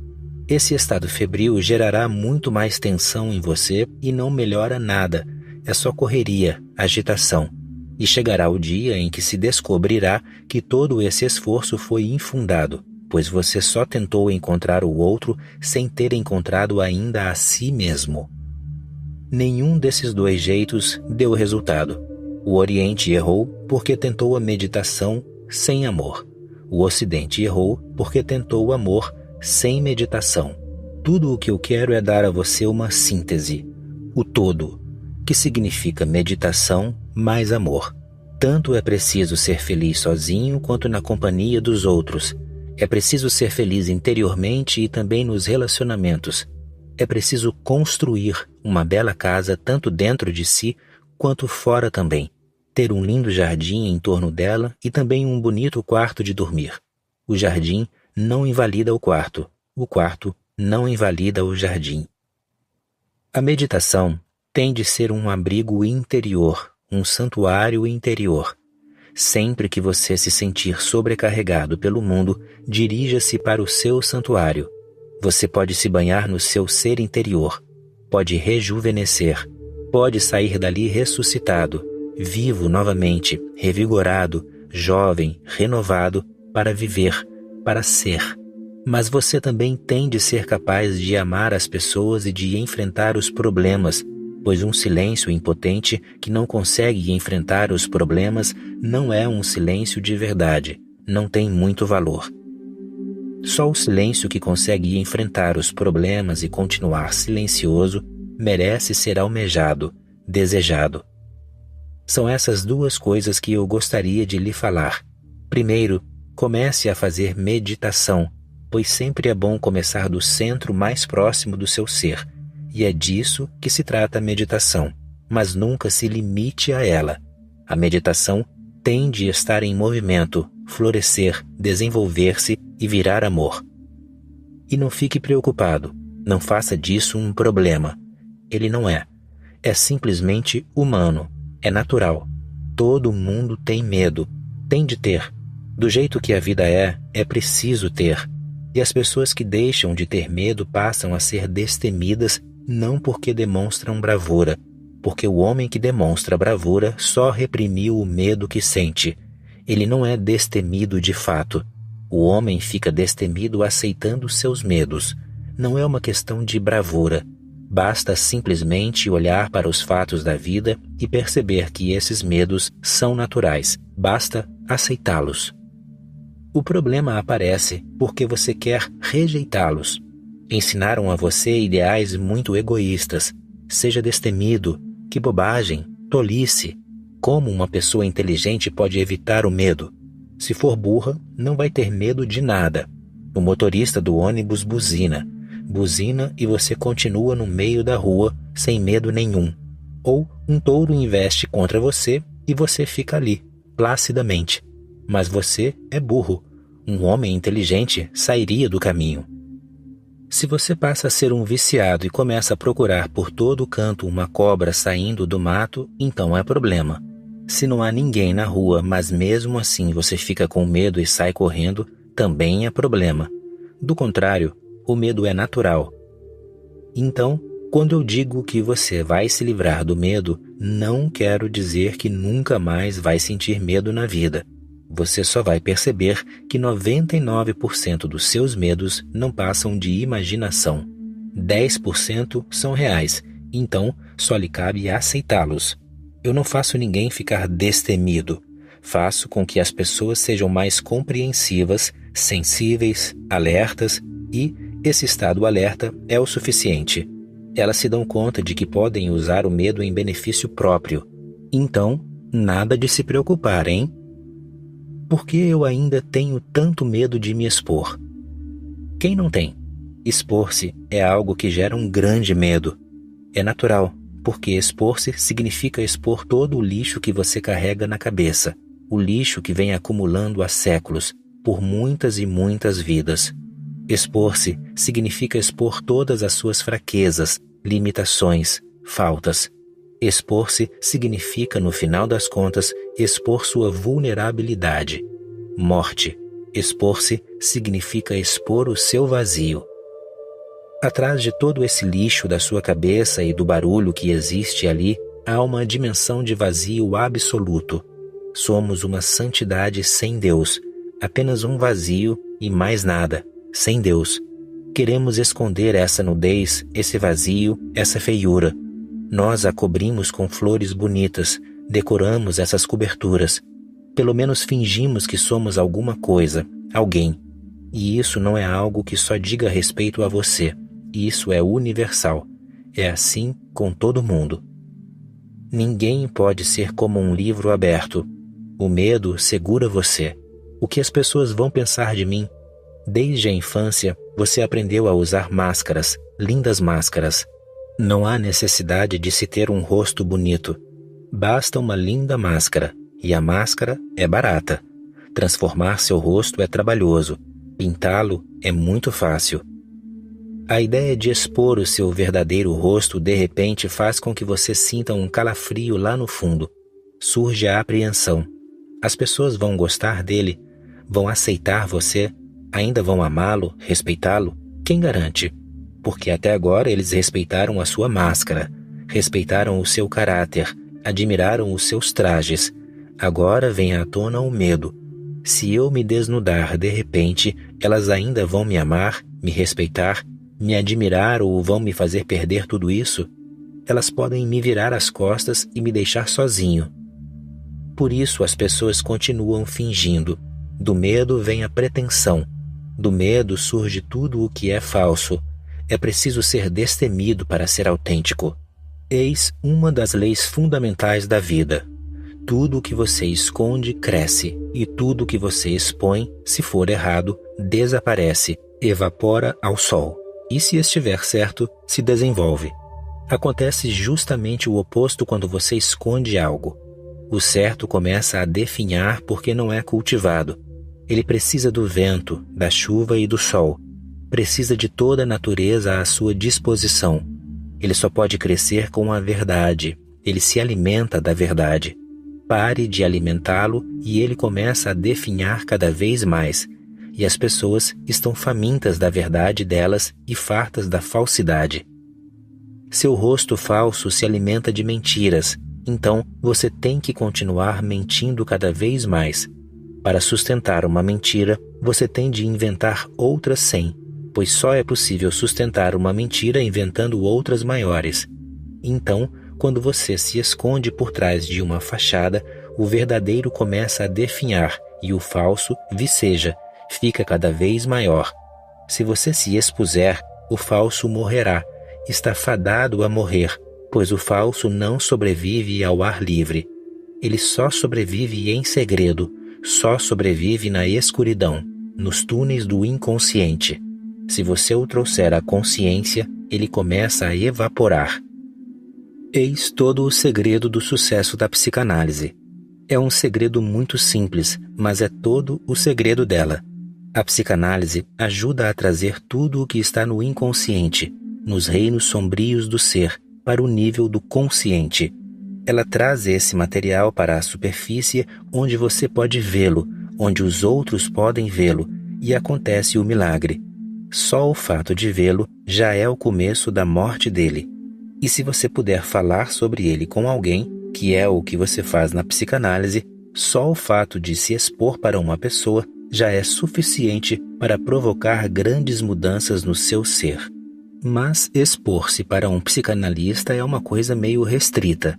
Você só pode se expor na frente de uma única pessoa em completa privacidade, com a condição de que ele não vá tornar isso público. Isso faz parte da profissão do médico, do psicanalista, do terapeuta. Faz parte do juramento dele a promessa de não contar isso a ninguém, de manter isso em segredo. Portanto, trata-se de uma exposição bem limitada, embora ajude. É uma exposição profissional, mas ainda assim ajuda. Leva anos, essa é a razão. Aquilo que pode ser feito em alguns dias, na psicanálise, leva anos. 4 anos, 5 anos e mesmo assim a psicanálise nunca está completa. O mundo ainda não conheceu um único caso de psicanálise total, em que o processo foi terminado, acabado. Não, ainda não. Nem o seu psicanalista foi completamente psicanalizado, pois a exposição em si é muito limitada e cheia de condições. O psicanalista ouve você como se não ouvisse, pois ele não vai contar isso a ninguém. Mas mesmo assim, isso ajuda muito a desabafar. Se você conseguir se expor religiosamente, não só em particular com um profissional, mas em qualquer relacionamento. É disso que tratam os Sânias. É uma autopsicanálise. É uma psicanálise 24 horas por dia, dia após dia. É psicanálise em todo tipo de situação. Com a mulher, com o amigo, com o parente, com o inimigo, com o estranho, com o patrão, com o empregado. Durante 24 horas você está se relacionando. Se você se expuser o tempo todo, no começo vai ser realmente bem assustador, mas logo você começará a ficar mais forte, porque depois que a verdade é exposta, ela se fortalece e o falso fenece. E quando a verdade fica mais forte, você cria raízes, fica centrado, começa a se tornar um indivíduo. A personalidade desaparece e surge a individualidade. A personalidade é fictícia. A individualidade tem substância. A personalidade é só fachada. A individualidade é a sua verdade. A personalidade é imposta de fora. É uma persona, uma máscara. A individualidade é a sua realidade. É como Deus fez você. A personalidade é sofisticação social, verniz social. A individualidade é crua, agreste, forte, tremendamente poderosa. Mas o medo é natural, porque desde a infância você aprendeu falsidades e se identificou tanto com o falso que se livrar dele é quase como se suicidar. E o medo aparece porque começa uma grande crise de identidade. Por 50 anos, 60 anos, você foi um tipo de pessoa. Agora, você que fez a pergunta deve estar chegando aos 60. Por 60 anos, você foi um certo tipo de pessoa.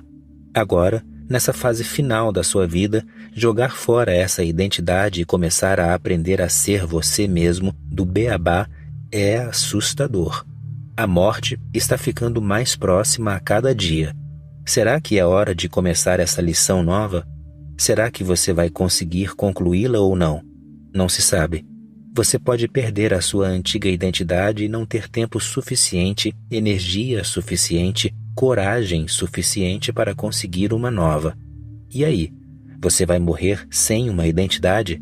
Vai viver esta fase final da sua vida sem uma identidade? Isso vai ser uma loucura, viver sem uma identidade. O coração aperta, gela. Você pensa, o que é que tem continuar mais alguns dias assim mesmo? É melhor viver com o velho, o conhecido, o seguro, o conveniente. Você já sabe lidar com isso muito bem e tem sido um enorme investimento. Você investiu 60 anos da sua vida nisso. De alguma forma, já se saiu bem, formou uma ideia de quem você é. E agora eu falo para você tirar da cabeça essa ideia, porque isso não é você. Você não precisa de nenhuma ideia para se conhecer. Na verdade, todas as ideias têm de ir para o lixo. Só assim você poderá saber quem você é. O medo é natural. Não o condene, nem pense que é algo errado. Ele simplesmente faz parte de toda a educação da sociedade. Temos de aceitá-lo e transcendê-lo, sem condená-lo. Temos de transcendê-lo. Exponha-se devagar, devagarinho. Não há necessidade nenhuma de dar um pulo maior que a perna. Siga passo a passo gradativamente, mas logo você aprenderá o sabor da verdade e ficará surpreso ao perceber que todos esses 60 anos foram puro desperdício.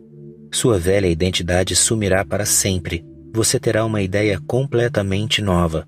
Não será, na verdade, uma nova identidade, mas uma nova visão, um novo jeito de ver as coisas, uma nova perspectiva. Você não será capaz de dizer eu, novamente, como se pressupusesse alguma coisa. Você usará a palavra simplesmente porque é útil, mas saberá o tempo todo que ela não carrega nenhum significado, nenhuma substância existencial. Que por trás desse eu oculta-se um oceano, o infinito, a imensidão, o divino. Você nunca mais se apegará a outra identidade. Sua identidade antiga sumirá. E pela primeira vez na vida você começará a se sentir como uma onda no oceano de Deus. Não se trata de uma identidade, pois você não está dentro dela. Você desapareceu. Deus tomou o seu lugar. Se você puser em risco o falso, a verdade pode ser sua. E vale a pena, pois você só põe em risco o falso e ganha de volta a verdade.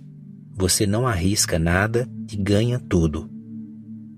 Descobri que estou entediado, sem entusiasmo. Você disse para nos aceitarmos do jeito que somos. Não consigo aceitar a vida, sabendo que lá dentro me falta alegria. O que fazer? Ouvi falar de um novo tipo de tranquilizante que não relaxa, só faz com que você fique mais tenso. Experimente. Experimente mesmo, seja americano, mas não mais do que 3 vezes. Experimente 1 vez, 2, 3 e então pare. Afinal, não há por que ser idiota. Você me pergunta, descobri que estou entediado. Essa é uma grande descoberta, com certeza. Muito poucas pessoas se dão conta de que estão entediadas, e elas estão mortas de tédio. Todo mundo sabe disso, menos elas. Saber que se está entediado já é um grande começo. Agora basta conhecer algumas implicações disso. O homem é o único animal que sente tédio. Essa é uma grande prerrogativa. Faz parte da dignidade do ser humano. Você já viu um búfalo entediado, um jumento entediado? Eles não ficam entediados. O tédio significa simplesmente que o jeito como você está vivendo está errado. Por isso, é uma grande coisa saber que estou entediado e algo tem de ser feito com relação a isso. É preciso que haja alguma mudança. Portanto, não pense que é ruim ficar entediado. É um bom sinal, um bom começo, um começo muito auspicioso. Mas não pare por aí. Por que se fica entediado? Você fica entediado porque vive de acordo com padrões mortos que herdou de outras pessoas. Renuncie a esses padrões. Largue-os. Comece a viver a sua própria moda. Não é uma questão de dinheiro, de poder, de prestígio. É uma questão do que intrinsecamente você quer fazer. Faça isso sem ligar para os resultados e o tédio desaparecerá. Você tem de seguir as ideias dos outros, tem de fazer as coisas do jeito certo, tem de fazer as coisas quando é preciso. Esses são os alicerces do tédio. Toda a humanidade está entediada porque aquele que deveria ser místico é matemático, aquele que deveria ser matemático é político, aquele que deveria ser poeta é um homem de negócios. Todo mundo está fazendo uma coisa diferente do que deveria. Ninguém está onde deveria estar. É preciso arriscar. O tédio pode desaparecer no mesmo instante se você estiver disposto a correr riscos. Você me diz, descobri que estou entediado. Você está tão entediado porque não foi sincero consigo mesmo, não foi honesto consigo mesmo. Você tem que se respeitar mais. E você diz, estou sem entusiasmo. Como ter entusiasmo? O entusiasmo só aparece quando você está fazendo o que quer, não importa o que isso seja. Vincent van Gogh ficava imensamente feliz quando pintava. Ele não conseguia vender um quadro. Ninguém o admirava. Ele estava com fome, à beira da morte. O irmão lhe dava uma pequena quantia de dinheiro para que ele pelo menos conseguisse sobreviver. 4 dias por semana ele jejuava e 3 ele comia. Tinha que ficar sem comer por 4 dias seguidos, porque senão como conseguiria comprar suas telas, tintas, pincéis? Mas ele estava extremamente feliz, cheio de entusiasmo. Morreu aos 33 anos. Suicidou-se. Mas seu suicídio foi, de longe, bem melhor do que a vida que ele levava, pois ele só se suicidou depois de